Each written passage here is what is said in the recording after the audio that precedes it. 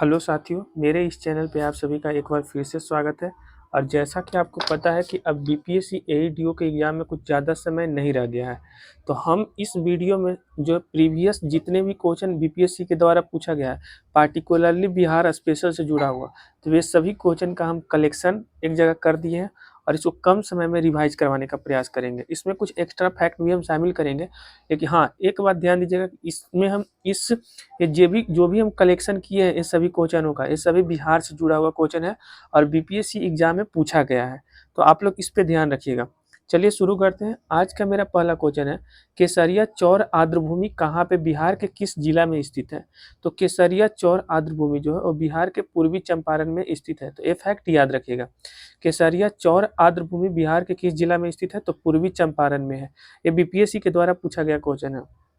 इसके अलावा अगला क्वेश्चन है कि बिहार राज्य में स्थित प्राचीन यूनेस्को विश्व धरोहर स्थल में किन दो जगहों को शामिल किया गया? यानी सिंपल सा भाषा में कि बिहार के कौन से ऐसे दो प्राचीन जगह है जिसको कि यूनेस्को विश्व धरोहर स्थल में शामिल किया गया है? तो दो है। पहला महाबोधि मंदिर है जिसको 2002 में यूनेस्को धरोहर में शामिल किया गया था, और दूसरा है नालंदा विश्वविद्यालय खंडहर जिसको 2016 में यूनेस्को के विश्व धरोहर में शामिल किया गया।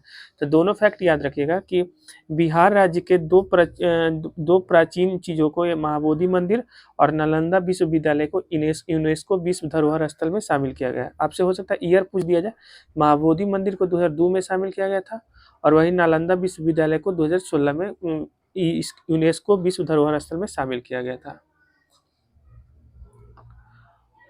अगला क्वेश्चन है, भीम बांध वन्य जीव अभयारण्य बिहार के किस जगह पे स्थित है? तो भीम बांध वन्य जीव अभयारण्य जो है वो मुंगेर में स्थित है। तो ये भी याद रखिएगा, भीम बांध वन्य जीव अभयारण्य कहाँ पे स्थित है? तो मुंगेर में स्थित है। अगला क्वेश्चन है, प्रिंस ऑफ वेल्स की पटना यात्रा का लोगों ने बहिष्कार कब किया था? तो प्रिंस ऑफ वेल्स की जो पटना यात्रा था इसका लोगों ने बहिष्कार किया था 22 दिसंबर 1921 को। तो ये फैक्ट याद रखिएगा कि 22 दिसंबर 1921 को प्रिंस ऑफ वेल्स की जो पटना यात्रा था उसका लोगों ने क्या किया था? विरोध किया था। अगला क्वेश्चन है कि बिहार प्रांतीय किसान सभा का स्थापना कब हुआ था? क्वेश्चन ये पूछा गया था कि बिहार प्रांतीय किसान सभा का स्थापना कब हुआ था? तो 1929 में हुआ था। इससे एक्स्ट्रा क्वेश्चन ये पूछा जा सकता है कि बिहार प्रांतीय किसान सभा का संस्थापक कौन थे? तो स्वामी सहजानंद जो है इसके संस्थापक थे। और ये जो है लगभग इस सोनपुर मेला में जो है मेला के आयोजन पे 1929 में इसका स्थापना किया गया था। और इसका सचिव अगर पूछा जाए आपसे तो श्री कृष्ण राव जो थे वो क्या थे? तो इसके सचिव थे। तो सभी याद रखिएगा सभी फैक्ट कि बिहार प्रांतीय किसान सभा के का स्थापना 1929 में श्री सहजानंद के द्वारा किया गया था। श्री स्वामी सहजानंद के द्वारा किया गया था। ये फैक्ट याद रखिएगा। अगला क्वेश्चन है कि बिहार का सबसे अधिक और सबसे कम साक्षरता दर वाला जिला कौन है? तो बिहार का सबसे अधिक साक्षरता दर वाला जिला रोहतास है और सबसे कम साक्षरता दर वाला जिला पूर्णिया है। तो बिहार का सबसे अधिक साक्षरता दर रोहतास में और सबसे कम साक्षरता दर पूर्णिया में है। तो ये फैक्ट याद रखिएगा। अगला क्वेश्चन है कि 1906 में बंगाल का विभाजन और बिहार का विभाजन का सह लेखक कौन थे? 1906 में जो बंगाल का विभाजन और बिहार के विभाजन के जो सह लेखक थे वो श्री महेश नारायण थे और डॉक्टर सच्चिदानंद सिन्हा थे। तो एक क्वेश्चन एग्जाम में पूछा गया था कि 1906 में बंगाल का विभाजन और बिहार के विभाजन का सह लेखक कौन है? तो श्री महेश नारायण और डॉक्टर सच्चिदानंद सिन्हा थे। अगला क्वेश्चन है कि विष्णुपद मंदिर कहाँ पे अवस्थित है? तो विष्णुपद मंदिर गया में, जिसको 2025 में गया जी के नाम से गया जी नाम पड़ गया। तो विष्णुपद मंदिर गया में अवस्थित है। तो गया में कुछ एक्स्ट्रा फैक्ट, जैसे पितृपक्ष मेला भी गया में ही लगता है। इसके अलावा रबर डैम भी गया में बना है। पिंडदान भी गया में होता है। ये सभी जो है वो फल्गु नदी के आसपास होती है। तो सभी फैक्ट याद रखिएगा। इसके अलावा रामशिला पर्वत और प्रेतशिला पर्वत ये दोनों जो है वो गया में ही स्थित है। सारा फैक्ट याद रखिएगा। विष्णुपद मंदिर कहाँ पे स्थित है? तो गया में। पितृपक्ष मेला कहाँ पे लगता है? तो गया में। रबर डैम कहाँ अवस्थित है? गया। पिंडदान कहाँ होता है? तो गया में। सब कहाँ पे होता है? फल्गु नदी के किनारे। अगला है, पटना में स्थित गोल घर का निर्माण किस गवर्नर जनरल में किस समय में हुआ था? तो देखिए, पटना में स्थित जो गोल घर है इसका निर्माण जो है वो लॉर्ड कॉर्नवालिस के शासनकाल में हुआ था। कब हुआ था? तो 1786 में। तो क्वेश्चन पूछा जा सकता है कि पटना के जो गोलघर है उसका निर्माण कब हुआ था? तो 1786 में। किसके द्वारा किया गया था? तो जॉन गॉस्टिन के द्वारा। जॉन गॉस्टिन जो है वो गोलघर का निर्माण किए थे और लॉर्ड कॉर्नवालिस के जो है शासनकाल में हुआ था। तो ये सभी फैक्ट गोलघर से संबंधित याद रखिएगा।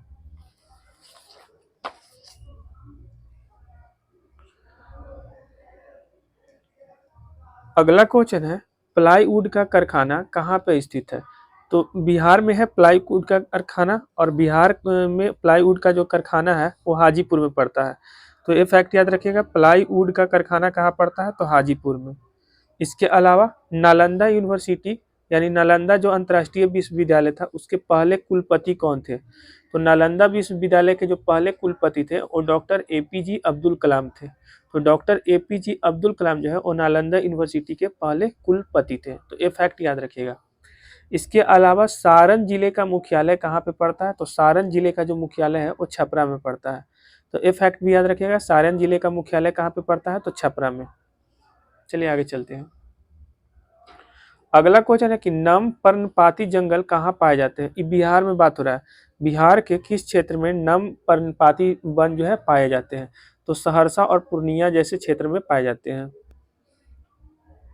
अगला क्वेश्चन है, पटना उच्च न्यायालय की स्थापना कब हुई थी? तो पटना उच्च न्यायालय की स्थापना 1916 में हुआ था।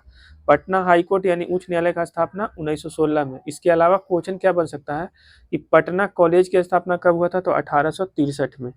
पीएमसीएच की स्थापना कब हुआ था? तो 1925 में। पटना महिला कॉलेज की स्थापना कब हुआ था? तो 1940 में। पटना यूनिवर्सिटी की स्थापना कब हुआ था? तो 1917 में। पटना नगर निगम का स्थापना कब हुआ था? तो 1952 में। और पटना सचिवालय का स्थापना कब हुआ था? तो 1912 में। तो ये सभी फैक्ट याद रखिएगा, किसी में से किसी न किसी एक क्वेश्चन यहाँ से दिख जाएगा। अगला क्वेश्चन है कि वाल्मीकि राष्ट्रीय उद्यान कहाँ पे पड़ता है? तो बिहार के पश्चिमी चंपारण। वाल्मीकि राष्ट्रीय उद्यान कहाँ अवस्थित है? तो पश्चिमी चंपारण में स्थित है। एक्स्ट्रा क्वेश्चन ये बन सकता है कि बिहार में कुल कितने वन्य जीव अभ्यारण्य है? तो बिहार में कुल 12 वन्य जीव अभ्यारण्य है। और बिहार में अगर रामसर साइट पूछे तो 3 रामसर साइट है। ठीक है, बिहार में 3 रामसर साइट। बिहार में कुल कितने वन्य जीव अभ्यारण्य? तो 12। और वाल्मीकि राष्ट्रीय उद्यान कहाँ पे है? तो पश्चिमी चंपारण में। शायद 3 अब नहीं रहा, अब 5 हो गया। एक बार कंफर्म कर लीजिएगा आप अपने तरीका से।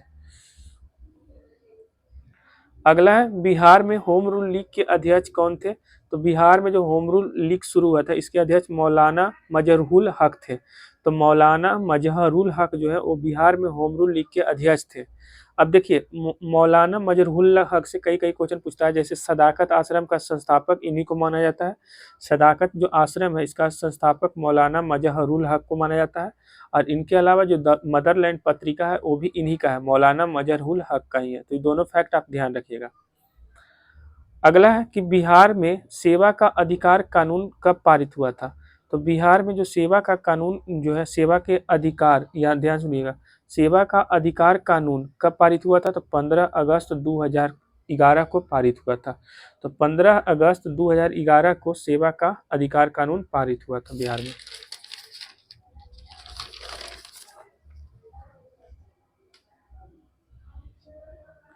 अगला क्वेश्चन है कि नील सत्याग्रह का आरंभ कहाँ से हुआ था? तो चंपारण से हुआ था, पश्चिमी चंपारण से। देखिए, जो नील सत्याग्रह था ना, नील सत्याग्रह को ही जो है चंपारण सत्याग्रह के नाम से भी जाना जाता है। और 1917 में महात्मा गांधी के द्वारा शुरू किया गया था नील सत्याग्रह। इसमें महात्मा गांधी को राजकुमार शुक्ल जो है वो आमंत्रित किए थे इस आंदोलन के लिए। और इनको जो है इनको इनके सहयोग किए थे, जैसे राजेंद्र प्रसाद भी सहयोग किए थे। और बत्तख मियाँ जो है ना, महात्मा गांधी का जान बचाए थे। तो ये सारा फैक्ट याद रखिएगा। नील सत्याग्रह से यही क्वेश्चन पूछा जाता है। ये एक तरीके का तीन कठिया प्रणाली के विरोध में किया गया था। नील जो सत्याग्रह था या चंपारण सत्याग्रह, 3 कठिया प्रणाली के विरोध में किया गया था। पहला फैक्ट, इसमें महात्मा गांधी का जान जो है बत्तख मियाँ के द्वारा बचाया गया था। दूसरा फैक्ट हो गया, जो नील सत्याग्रह या चंपारण सत्याग्रह है इसके लिए आंदोलन करने के लिए महात्मा गांधी को कौन आमंत्रित किए थे? तो राजकुमार शुक्ल किए थे। और ये कब हुआ था? तो 1917 में हुआ था। अगला क्वेश्चन है कि बिहार लोक शिकायत अधिनियम कब पारित हुआ था? तो बिहार लोक शिकायत अधिनियम 5 जून 2015 को पारित हुआ था। अगला क्वेश्चन है कि बिहार का पहला कांग्रेस अधिवेशन कब और कहाँ हुआ था? तो बिहार का जो पहला कांग्रेस का अधिवेशन था, माने कांग्रेस का बिहार में पहला अधिवेशन 1912 में बांकीपुर में हुआ था पहला। और ये जो 1912 में जो पहली बार हुआ था बांकीपुर में, ये ऐसे क्रम बिहार का पहला था, बिहार का पहला अधिवेशन था। लेकिन पूरे अगर ओवरऑल कांग्रेस के अधिवेशन का बात किया जाए तो 27वां नंबर का अधिवेशन था। और इसके अध्यक्ष जो थे वो आर.एन. माधवलकर थे। तो याद रखिएगा, बिहार में 3 कांग्रेस अधिवेशन हुआ था। पहला 1912 में हुआ था बांकीपुर में, दूसरा हुआ था 1922 में गया में, चित्तरंजन दास उसके अध्यक्षता संभाले थे। और वो जो था वो कांग्रेस का 37वां अधिवेशन था। और इसके बाद 1940 में हुआ था रामगढ़ में, लेकिन अभी वर्तमान में रामगढ़ झारखंड में हो गया, तो इसीलिए 2 इम्पोर्टेंट हो जाता है। बिहार में जो है कांग्रेस का 2 अधिवेशन याद रखिएगा, एक बांकीपुर वाला और एक गया वाला। बांकीपुर वाला 1912 में हुआ था और गया वाला 1922 में हुआ था। अगला है, बिहार में भारत छोड़ो आंदोलन के दौरान सचिवालय में गोलीबारी की घटना कब हुई थी? तो बिहार में भारत छोड़ो आंदोलन के दौरान सचिवालय में जो गोलीबारी की घटना हुई थी वो 11 अगस्त 1942 को हुआ था। देखिए 1942 को हुआ था, 11 अगस्त 1942 को सचिवालय में गोलीबारी की घटना हुई थी। तो यहाँ कुछ भारत छोड़ो आंदोलन से कुछ एक्स्ट्रा फैक्ट बताते हैं। जैसे भारत छोड़ो आंदोलन को अगस्त क्रांति के नाम से भी जाना जाता है, क्योंकि ये जो आंदोलन था अगस्त में शुरू हुआ था। 8 अगस्त 1942 को ग्वालियर के टैंक मैदान से जो है इसका शुरुआत हुआ था। अब देखिए, इसका शुरुआत हुआ था ग्वालियर के टैंक मैदान से, और इसका ये जो है इस 1942 में 8 अगस्त 1942 को शुरू हुआ था। और अरुणा आसिफ अली जो है वो झंडा फहरा करके इस आंदोलन का शुरुआत की थी। इसी आंदोलन के समय महात्मा गांधी जो है करो या मरो का नारा भी दिए थे। और साथ ही साथ इसी आंदोलन में 9 अगस्त 1942 को कई महत्वपूर्ण आंदोलनकारी को गिरफ्तार कर लिया गया था। जैसे महात्मा गांधी को भी गिरफ्तार किया गया था, महात्मा गांधी को गिरफ्तार करके यरबदा जेल में रखा गया था। इसके अलावा राजेंद्र प्रसाद को बांकीपुर जेल में रखा गया था। और एक जयप्रकाश नारायण है जिनको कि जयप्रकाश नारायण को भी हजारीबाग जेल में रखा गया था, और वहीं से वो भाग के और फिर नेपाल में जाकर के और आजाद दस्ता का गठन किए थे। तो ये सारा फैक्ट याद रखिएगा। ऐसे क्वेश्चन पूछा जाता है कि आजाद दस्ता का गठन किसके द्वारा किया गया था? तो आजाद दस्ता का गठन जयप्रकाश नारायण के द्वारा किया गया था। अगला क्वेश्चन है कि मंदागिरी मंदिर कहाँ पे स्थित है? तो मंदागिरी मंदिर जो है वो बांका में स्थित है। आगे क्वेश्चन है कि बिहार के सर्वप्रथम बार राष्ट्रपति शासन कब लगा था? बिहार में सबसे पहली बार सर्वप्रथम राष्ट्रपति शासन कब लगा था? तो 1968 में लगा था। जिस टाइम राष्ट्रपति शासन पहली बार लगा था उस टाइम बिहार के सीएम भोला पासवान थे। तो और उस टाइम राज्यपाल पूछा जाए तो नित्यानंद कानूगो था। बिहार में टोटल 8 बार जो है राष्ट्रपति शासन लग चुका है। तो शुरुआत में 1968 में लगा था, उस टाइम सीएम थे भोला पासवान। और आखिरी बार 2005 में लगा था, उस टाइम सीएम थी राबड़ी देवी और गवर्नर थे बूटा सिंह। तो कुल 8 बार लग चुका है। देखिए बिहार का बात आया है तो बिहार से जुड़ा हुआ, और ये पॉलिटिक्स से रिलेटेड क्वेश्चन है तो कुछ बताते हैं। जैसे बिहार में विधानसभा का सीट आपसे पूछा जा सकता है तो 243 याद रखिएगा। बिहार में अगर लोकसभा का पूछा जाए तो 40, इसके अलावा विधान परिषद का पूछा जाए तो 75, राज्यसभा का पूछा जाए तो 16। तो ये सारा फैक्ट याद रखिएगा। इसके अलावा अगर बिहार में जिला पूछे तो 38, बिहार में जिला की संख्या कितनी है? 38, और लास्ट जिला है अरवल। तो ये फैक्ट याद रखिएगा। इसके अलावा बिहार में पूछे कि प्रमंडल कितने हैं तो 9। बिहार में ऐसे जिला है टोटल 38, लेकिन अगर पुलिस जिला पूछे तो टोटल 40 हो जाएगा। और बिहार में अगर आपसे अनुमंडल पूछे तो 101 हो जाएगा। और बिहार में अगर आपसे ब्लॉक पूछे तो 534 हो जाएगा। तो सारा फैक्ट आप ध्यान रखिएगा।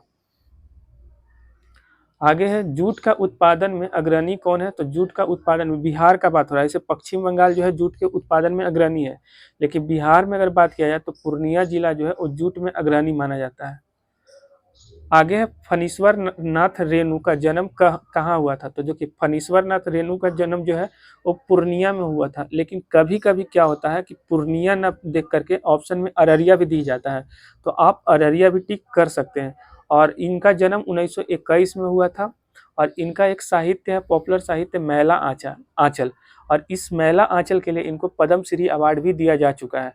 तो ये सारा फैक्ट याद रखिएगा। फणीश्वर नाथ रेणु का जन्म पूर्णिया में हुआ था, लेकिन अगर पूर्णिया ऑप्शन न दिखे तो आप अररिया टिक कर सकते हैं। इनका जन्म 1921 में हुआ था, और इनको मैला आंचल इनका एक पॉपुलर साहित्य है, इसके लिए इनको पद्म श्री अवार्ड भी दिया गया है। अगला क्वेश्चन है कि बिहार में जमींदारी प्रथा कब समाप्त हुआ? तो बिहार में जमींदारी प्रथा 1956 में समाप्त हुआ था। और भारत छोड़ो आंदोलन के समय आजाद दस्ता कहाँ सक्रिय था? तो आजाद दस्ता बोले थे कि जयप्रकाश नारायण के द्वारा गठन किया गया था, और ये जो है नेपाल के तराई क्षेत्र में जो है ज़्यादा एक्टिव था। ऐसे बिहार में मानिए, लेकिन नेपाल के तराई क्षेत्र में क्या हुआ था कि इनको जो है हजारीबाग जेल में रखा गया था। तो हजारीबाग जेल से ये भागे थे और भाग करके नेपाल में जाकर के ही आजाद दस्ता का जो है पार्टी का गठन किए थे, और ये सबसे ज़्यादा बिहार में सक्रिय था। तो उम्मीद करते हैं कि यहाँ तक आपको कंप्लीट हो गया होगा। हम जल्दी सेकंड पार्ट लाएंगे। सभी प्रीवियस ईयर क्वेश्चन, पार्टिकुलरली अगर बिहार स्पेशल से जुड़ा हुआ होगा तो सभी क्वेश्चन हम करवा देंगे एक्स्ट्रा फैक्ट बोल करके।